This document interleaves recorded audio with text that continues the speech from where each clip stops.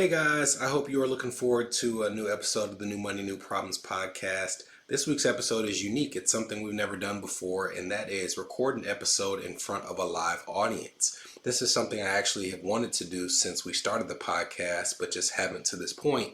But a few months ago, a friend of mine, Will Morrell, who's a well-regarded singer, artist, business owner in town, told me about these things called passion parties, where he brings together creatives, entrepreneurs, and gives them resources to support each other.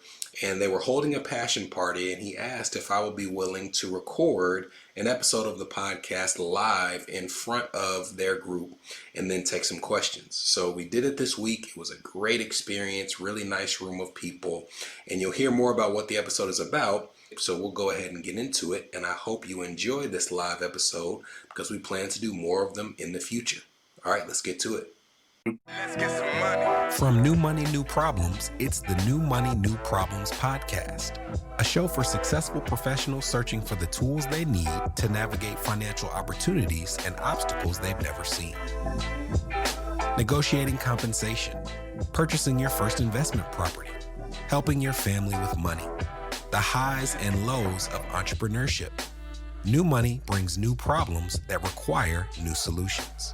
Join us as we work through them together. I'm Brenton Harrison, and this is the New Money, New Problems podcast. Hello, my name is Brenton Harrison of New Money, New Problems, and your host for the New Money, New Problems podcast. If you're watching this video, you are watching the first live taping of the New Money, New Problems podcast. A few weeks ago, I had a conversation with a good friend of mine, Will, who operates something called The Passion Party. And The Passion Party is a collection of entrepreneurs, creatives, people who are aspiring entrepreneurs. And he asked if there is anything that I could share that a person in that realm could keep in mind. So on this episode, we have an audience with us. They're going to clap to let you know that I'm not making this up. Thank you. Thank you. And we are going to share 5 tips that an entrepreneur needs to keep in mind when they are starting, soon to start, or have started their business. The first tip is to separate your business from your person as soon as possible. One of the things that I see from people who are entrepreneurs and have been entrepreneurs for several years is there's a backtracking period where they have to go back and separate their business from their person. When you get started and you are a clothier, when you are a singer, when you are doing any type of business and it's just you when you start, the temptation is to say, Cash App me or Venmo me. And when even you do those things, you have people send it to your name, right? Not your business name. And then after you've been in business for a few years, you start to say, I've heard about this LLC thing. There's this whole LLC Twitter phenomenon where people are telling me I can just start an LLC and just borrow a bunch of stuff and never have to pay it back if it's in an LLC, what's true, what's not true. And you start to kind of dip your toe in the water of what it means to truly separate the business from the person. Well, to me, there's really a few areas that you need to do that and the reasons that you need to do that. And I'm going to break down some of those for you right now. The first has to do with the difference between protecting your business from a liability standpoint, protecting yourself from a taxes standpoint. So when people talk about LLCs, a lot of people think that you start an LLC so you can benefit yourself on your taxes. But an LLC actually has nothing to do with your taxes. If you are an individual sole proprietor, meaning you're just operating on your own and you're not in an LLC or a C Corp or an S Corp, you have the same ability to take certain tax deductions and benefit yourself as you would if you had an LLC. An LLC is for the legal protection of your entity. It is to make sure that whatever assets are owned by that LLC are the only things that will be on the line in the event that you are sued.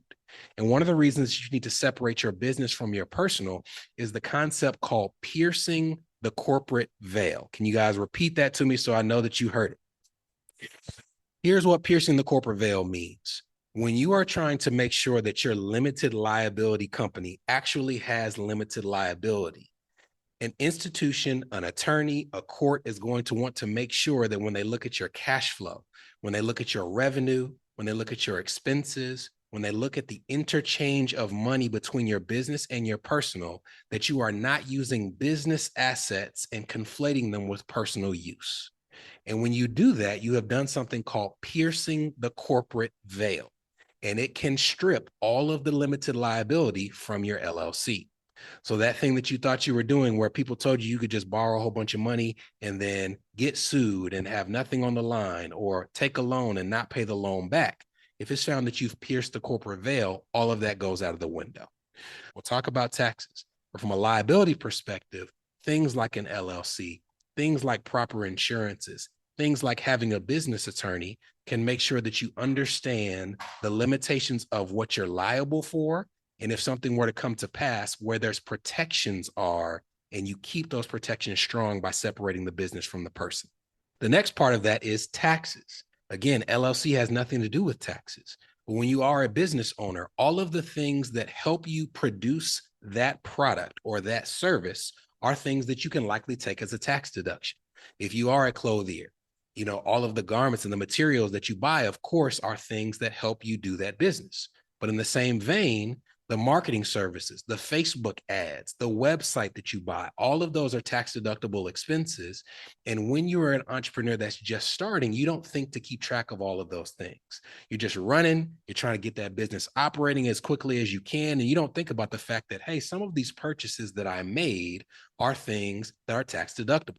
One that I see is often overlooked for a new business owner is mileage. So for example, I'm going just because I see the hat and I'm like, man, it's just the quickest thing that I can think of. But let's say that I go to a place to pick up my materials for my clothes. And then I'm going to take that from option A or point A to point B, where a person's going to help me get it to the next stage in the production process. Well, the trip from my home to point A is not a tax deduction, but from point A to point B, those miles are tax deductible. So you want to make sure that you have an idea from a tax perspective of what you can and can't use to help you. Because what you will find, many people, when they start their business, they take not just the Venmo and the Cash App, but they don't report the Venmo and the Cash App. But in reality, you don't typically have to fear about paying a ton of taxes when a business first starts, because as you know, before you're living off your business, you're really breaking even in most cases, and in some cases taking a loss. And if you keep track of your taxes and your deductions, you can claim that loss, but also make sure that you're establishing a paper trail of increasing revenue from year to year. And that's the third reason that you separate your business from your personal. One of the hardest things to do as an entrepreneur is to get funding for anything: a small business loan, a car loan, a home loan. They're going to sweat you 3 times as much as they do a non-entrepreneur. An example, if you're an entrepreneur and you apply for a home, they're going to ask for your last 2 years' tax returns. They're going to look at your net business profit. If your profit goes up from 1 year to the next, most lenders will take the middle. They won't give you the higher year when they're calculating your income. But if it goes down from 1 year to the next, they use the lower number. They are trying to find any reason possible to not give you that financing as an entrepreneur. So what you do when you establish a paper trail of reporting your expenses, reporting your revenue, even if you're at a loss right now, is you can show them the progression of your profit and loss statement, your taxes, where you say, last year I took a loss. This year I took slightly less of a loss. Next year I'm profitable, and they can project and give you an idea and give them an idea of whether you're a good bet for financing. But if you wait until your business is up and running before you start to establish that paper trail, and then you go apply for financing, you could have a business that's earning $500,000 a year. But if you only have 1 year of tax returns that shows that type of revenue, they're going to say, show us 2 years in a row. Otherwise, we can't help you. So that's step number 1. Step number 2, protect and grow your cash flow selfishly. There are some things that I call compassionate purchases or selfless purchases. An example would be, anything you do for your children, obviously, but another example would be like life insurance. I don't buy life insurance for me. I won't be here. I don't really care what happens in terms of like my benefiting from life insurance. That's a selfless purchase that I buy for my family, right? There's certain things that I want to make sure is around in the event that I'm no longer here. So I purchase it even though I don't benefit from it. But there are some purchases as a business owner that are selfish purchases. One of those things is disability insurance. Disability insurance is paycheck protection. It makes sure that in the event that you are ill or unable to work, that there is something that is coming in the door to replace that income. And when you are creative, when you are in music, like many of you are, one of the hardest things to do is have consistent revenue.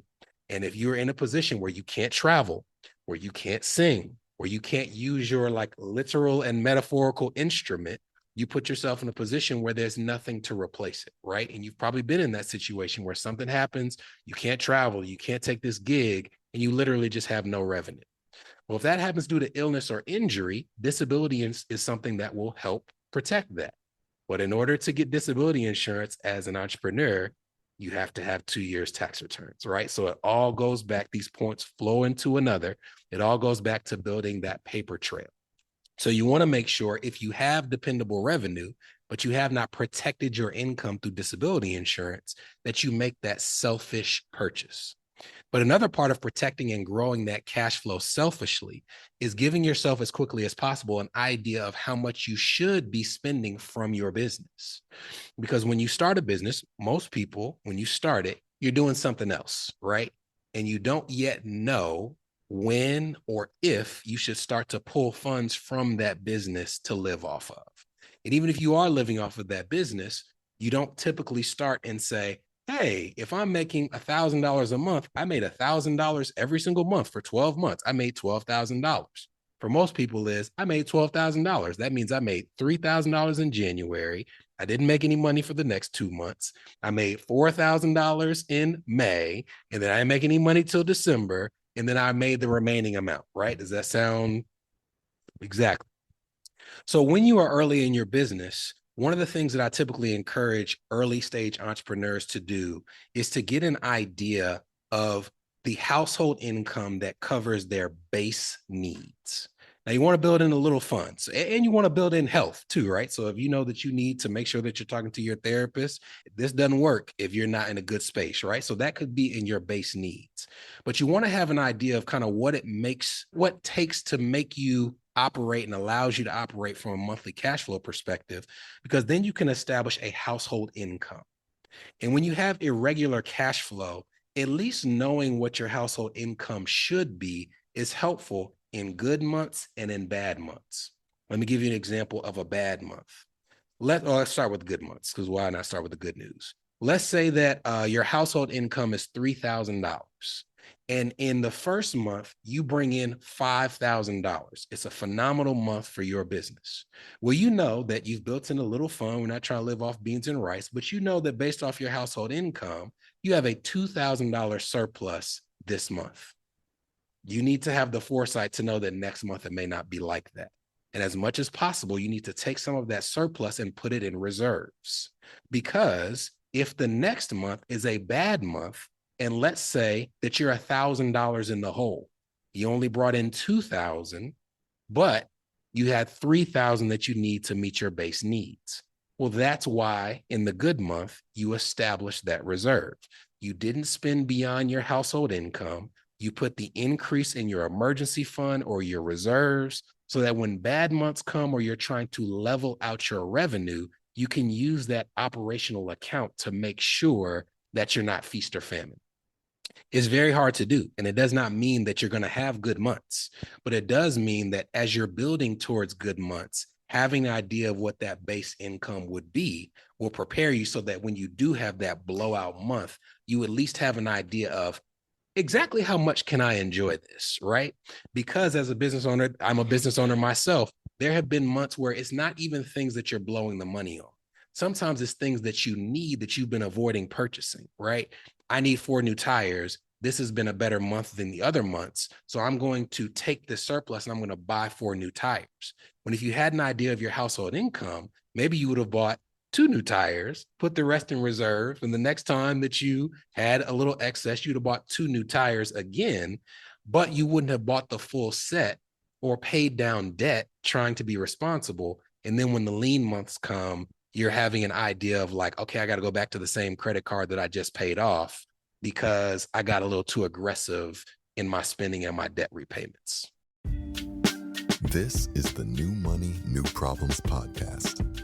a show for successful professionals searching for the tools they need to navigate financial opportunities and obstacles they've never seen. We'll be right back. Are you wondering what new money problems you might be overlooking in your financial life? If so, we've got great news. We've crafted the New Money, New Problems Gap Finder to identify potential weaknesses in your finances in areas ranging from budgeting, investments, insurance, and even the threat your extended family's finances could pose to your household. Please head to newmoneynewproblems.com/gapfinder to complete it today. Again, that's newmoneynewproblems.com/gapfinder to take the assessment.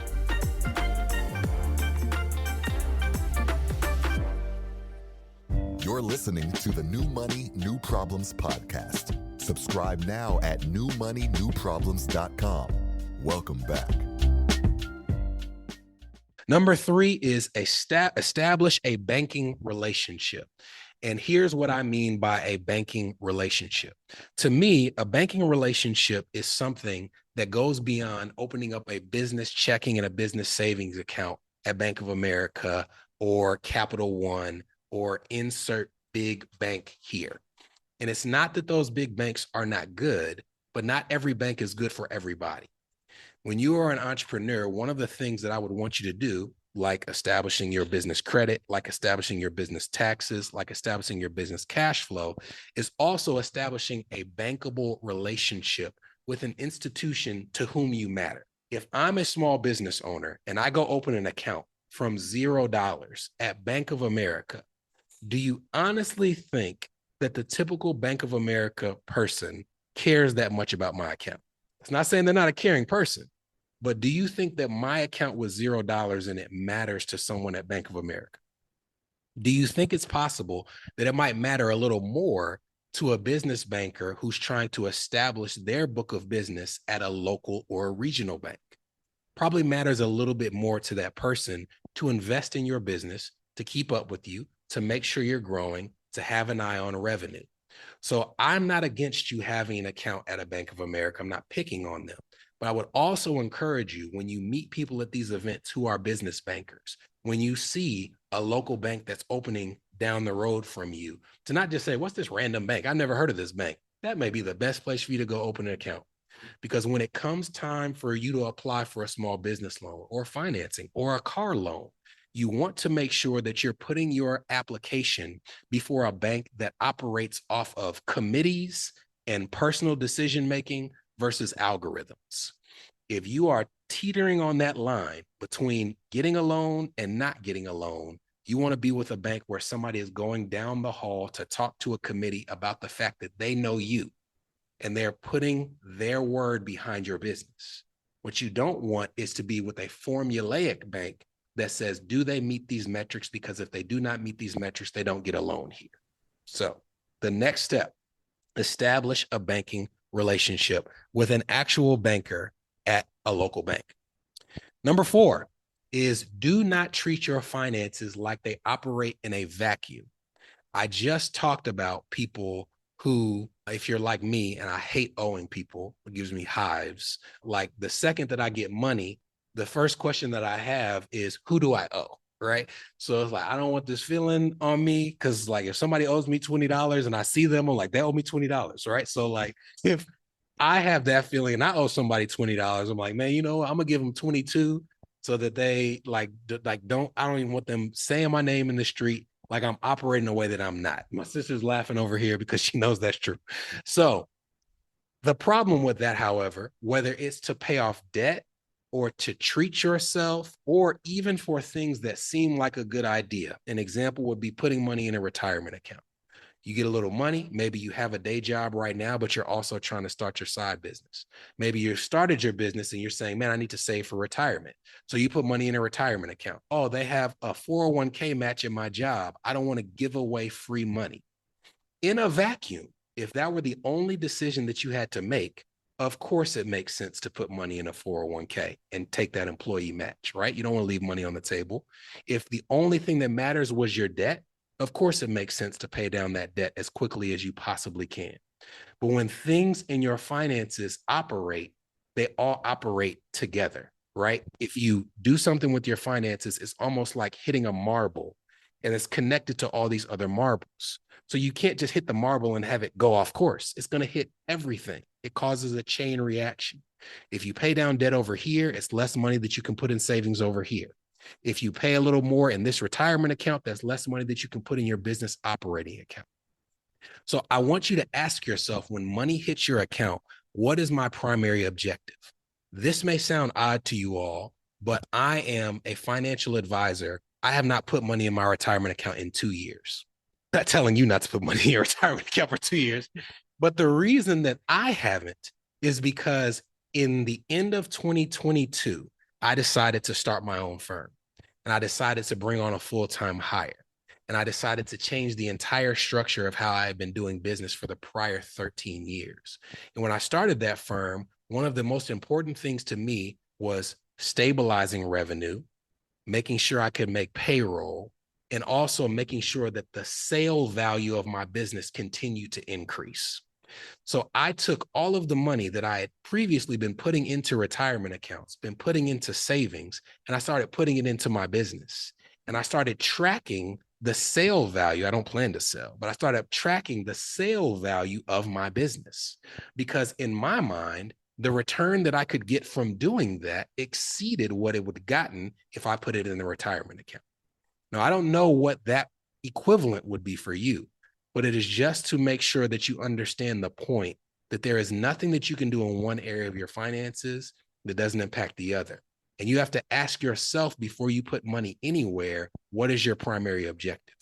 If your primary objective is to start a business right now, businesses take revenue and cash flow and reserves. So even though it is in a vacuum a great idea to put money in an account that you can't access till 59 and a half, that's not your primary objective right now. Make sure you ask yourself that. And then the last thing is to find a financial literacy source that speaks to you. I'm biased. I think I'm pretty good. So I would say that I would hopefully be one of those sources, but you could be listening to this and hate this. So it doesn't have to be me. But one of the things that I have found with entrepreneurs, especially minority entrepreneurs or minorities in general, is that a lot of times we shy away from financial literacy because people are speaking to us about things that are just not our experience at all, right? Like you listen to insert financial influencer here and they tell you, you know, it's not going to be hard to fill in the blank, but like save $1,000 and then don't save anything else until you've paid off every single debt that you have, and tell all the family that asks you for money that they're lazy and need to get off their ass and work, blah, blah, blah, blah, blah, blah, blah. Well, like that's easy for that person to say when the person who's asking them for money is asking for like, hey, I want to go do X, Y, Z. I want to go do. They're not saying, if you don't give me this money, I'm going to get put out my house, right? The person who's saying, hey, I'm going to save $1,000 and then not save anything else till I pay off debt, might be paying off $5,000 of credit card debt. They're not saying, hey, I'm upside down on my car loan and I have $5,000 on credit card debt and I have $75,000 worth of student loans. So you have to make sure that you understand that I promise you, there is someone out there in the financial literacy sphere that speaks to your current situation. And until you have found that person that resonates with your situation, the search is not over. Because the one thing that is not an option is to not continuously increase your financial literacy. There was a study that came out a few weeks ago. Study came out a long time ago, but articles picked it up a few weeks ago. Then it was talking about the monetary value of being financially literate. Did anybody see this?